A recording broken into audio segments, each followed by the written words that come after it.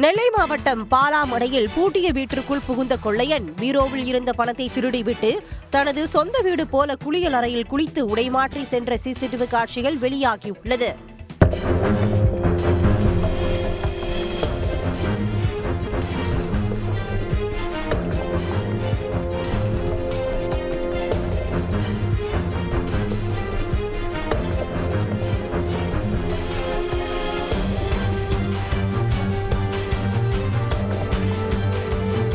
பீரோவில் இருந்து 3000 பணத்தை கொள்ளையடித்துவிட்டு வீட்டிற்குள் சாவகாசமாக சுற்றித் திரிந்த காட்சிகள் வீட்டு உரிமையாளரை அதிர்ச்சியில் ஆழ்த்தியது.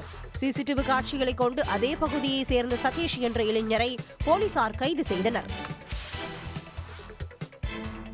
ராமநாதபுரம் மாவட்டம் உச்சிப்புலி அருகே வீடுகளை சுற்றி மழைநீர் தேங்கியுள்ளதால் பொதுமக்கள் கடும் சிரமத்திற்கு ஆளாகியுள்ளனர். பிறப்பின் வலசை ஊராட்சிக்குட்பட்ட பகுதியில் 700க்கும் மேற்பட்ட குடும்பத்தினர் வசித்து வருகின்றனர். அப்பகுதியில் உள்ள கால்வாய் ஆக்கிரமிக்கப்பட்டுள்ளதால் மழைநீர் வெளியேறாமல் கிராமம் முழுவதும் சூழ்ந்துள்ளது. இதனால் வீடுகளை விட்டு வெளியேற முடியாமல் மக்கள் முடங்கும் நிலை ஏற்பட்டுள்ளது.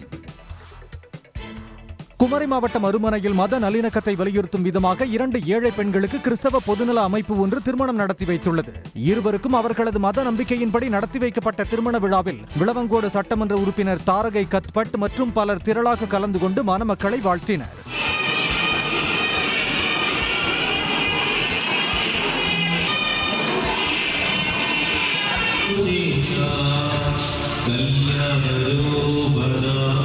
தலா 5 லட்சம் ரூபாய் மதிப்பில் இரு தம்பதிகளுக்கும் நகை, பாத்திரம், கட்டில் பீரோ உள்ளிட்ட வீட்டு சீர்வரிசை பொருட்களும் வழங்கி அறுசுவை விருந்தளித்தனர்.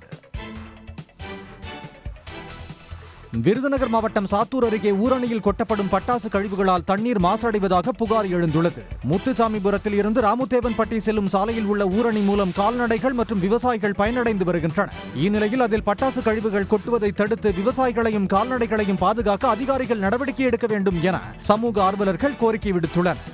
பட்டாசு தொழிற்சாலைகளிலிருந்து கழிவுகள், அதிகப்படியான பட்டாசு கழிவுகள் ஓடையிலும் தெருக்குழியிலும் நிறைய போட்டு போயிடுறாங்க. இது போட்டு போடுறதுனால மக்கள் நிறைய பாதிக்கப்படுறாங்க. எந்த மாதிரி பாதிக்கப்படுறாங்கன்னா, ஓடை ஓரத்தில் போடும்போது அந்த ஓடையோட கழிவுகள் எல்லாமே தண்ணியோட கலப்படமாயி அந்த தண்ணி தான் விவசாயத்துக்கு போகுது. காரைக்கால் மாவட்டம் திருநள்ளாறு அடுத்த சுரக்குடியில் அமைக்கப்பட்டுள்ள ரயில்வே கேட் அடிக்கடி பழுதாகி விடுவதாக புகார் எழுந்துள்ளது. ரயில் சென்றதும் மூடப்பட்ட கேட்டின் ஒரு புறம் திறந்து இன்னொரு புறம் மேலே எழும்பாமல் சிக்கிக் கொள்கிறது. இதனால் வாகன ஓட்டிகள் மிகவும் பாதிக்கப்படுகின்றனர். ரயில்வே நிர்வாகம் தக்க நடவடிக்கை எடுக்க வேண்டும் என்று அப்பகுதி மக்கள் கோரிக்கை விடுத்துள்ளனர். மதுரை திருநகர் அருகே விளாச்சேரியில் கண்மாய் உபரிநீர் செல்லும் இணைப்பு பாலம் உடைப்பை கடந்த 1 மாதமாக சீரமைக்காததால் போக்குவரத்து பாதித்துள்ளது. விளாச்சேரி கண்மாய் உபரி நீரானது இணைப்பு பாலம் வழியாக நிலையூர் கண்மாய் செல்கிறது. தற்போது பாலம் உடைந்து இணைப்பு சாலை முடங்கியதால் வாகனங்கள் 1 கிலோமீட்டர் சுற்றி செல்லும் நிலை உள்ளதாக கிராம மக்கள் தெரிவிக்கின்றனர். இதனால எங்களுக்கு பாதிப்பு சீனிவாச காலனி ரிங் ரோடு முக்கியமான இணைப்பு சாலையா இருக்கு. திருநகருக்கும் போகிற இணைப்பு சாலையாக இருக்குது. இது பல வண்டிகள், ஸ்கூலுக்கு போகிற வண்டி, பள்ளிக்கூடம் போகிற வண்டிகள்லாம் ஊர் வழியாக எப்போ என்ன நடக்கும்ன்றதே தெரியல, விபரீதங்கள். அதனால இது போர்க்கால அடிப்படையில் நீங்கள் இதை சரி பண்ணி கொடுக்கணும் சார். இணைப்பு பாலத்தை விரை சீரமைக்க கிராம மக்கள் கோரிக்கை விடுத்துள்ளனர். நெல்லை மாவட்டம் அம்பாசமுத்திரம் அருகே மணிமுத்தாறு அருவியில் சுற்றுலா பயணிகள் குளிக்க விதிக்கப்பட்ட தடை கடந்த 1 மாதத்திற்கு மேலாக நீடிக்கிறது. அம்பாசமுத்திரம் சுற்றுவட்டார பகுதிகளில் கடந்த 1 மாதமாக பெய்து வரும் மழையால் மணிமுத்தாறு அருவியில் வெள்ளப்பெருக்கு குறையாமல் உள்ளது. இதனால் சுழற்சி முறையில் பணியில் ஈடுபட்டுள்ள வனத்துறையினர் அருவியை சுற்றுலா பயணிகள் பார்வையிட மட்டும் அனுமதித்து வருகின்றனர்.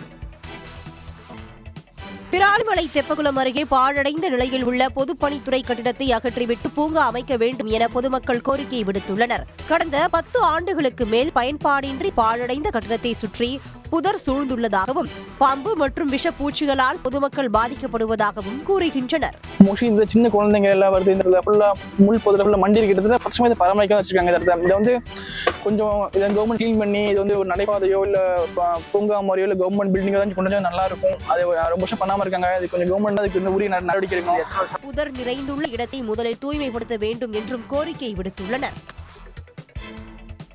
கார்பன் எமிஷன்ஸை நெட் ஜீரோ ஆக்கி சுற்றுச்சூழலுக்கு நாம் பாதுகாப்பாக இருக்க வேண்டும் என்பதை வலியுறுத்தி இன்றைக்கு நடைபெறுகிறது.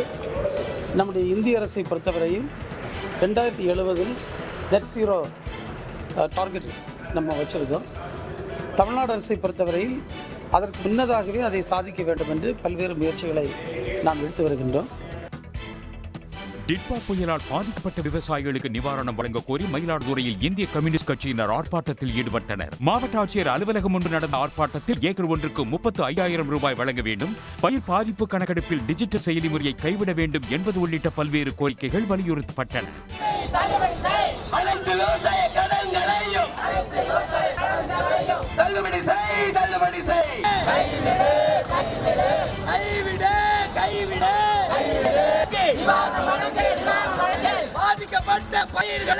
பாதிக்கப்பட்ட பயிர்களுக்கு